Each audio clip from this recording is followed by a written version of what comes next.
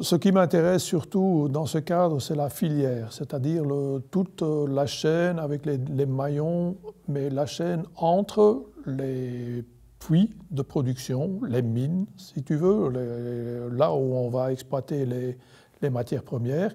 Et puis l'autre bout de la chaîne, ça c'est les usines où on va fabriquer les produits de consommation. Bon, je pense par exemple aux appareils électroniques, je pense aux batteries rechargeables, aux véhicules électriques. Alors, je pense que depuis Dieselgate, tout ce scandale avec les constructeurs d'automobiles, les constructeurs, ils ont voulu trouver un autre produit. Et donc, ils ont ils nous inondent, je pense, avec une campagne pour nous convaincre que les véhicules électriques sont nécessaires et qu'il faut changer de mobilité et arriver à une électromobilité. Alors, électromobilité ou mobilité, c'est un tout autre débat. Ce qui m'intéresse ici, ça c'est le cobalt et le Congo. Pourquoi le cobalt? Parce que le cobalt, le métal, il est nécessaire pour fabriquer les batteries rechargeables ou des parties de batteries rechargeables. Et pourquoi le Congo? Parce que le Congo est le premier producteur de cobalt au monde. Il produit 70% de tout le cobalt du monde. Donc il est le fournisseur le plus important. Alors, qu'est-ce qu'a fait le Congo dernièrement par rapport à cette matière première?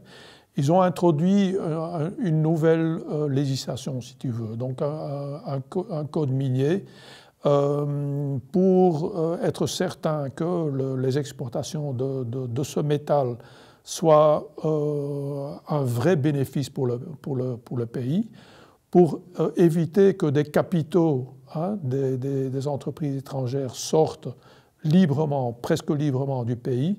Donc pour finalement se rassurer que les profits, les rentes des entreprises minières sont bénéficiaires pour le pays. Donc ça date d'il y a tout juste un an, mars 2018. Alors l'introduction de ce code minier n'a absolument pas plu aux entreprises minières. Ils se sont constitués en lobby, ils ont exercé des pressions et il faut savoir que parmi ces entreprises minières étrangères, il y a les plus grandes du secteur minier du monde. Il y a également des entreprises chinoises, mais c'est surtout des entreprises étrangères, enfin occidentales, qui se sont établies au Congo. Alors ce code minier les a rendus furieux. Ils ont exercé des pressions sur le gouvernement congolais. Moi, j'estime qu'un pays a le droit de décider ce qu'il fait de ses richesses, de ses matières premières. Et donc, je trouve scandaleux cette campagne de ce groupe d'entreprises minières. Et je trouve très raisonnable, franchement, ce que fait le Congo avec ses richesses. Et autre discussion encore est évidemment de savoir ce que va faire le pays avec les revenus qui doivent forcément arriver par la vente, par les exportations des matières premières. Ça, c'est un autre débat. Mais en soi, je trouve que c'est très raisonnable d'exercer sa souveraineté sur les matières premières, sur les richesses qui sont dans son sous-sol. Pour chaque matière première dont ici en Occident on considère qu'il est indispensable, il y a toujours eu des systèmes coloniaux qui se sont installés. C'est-à-dire l'Occident va exploiter ailleurs pour se servir.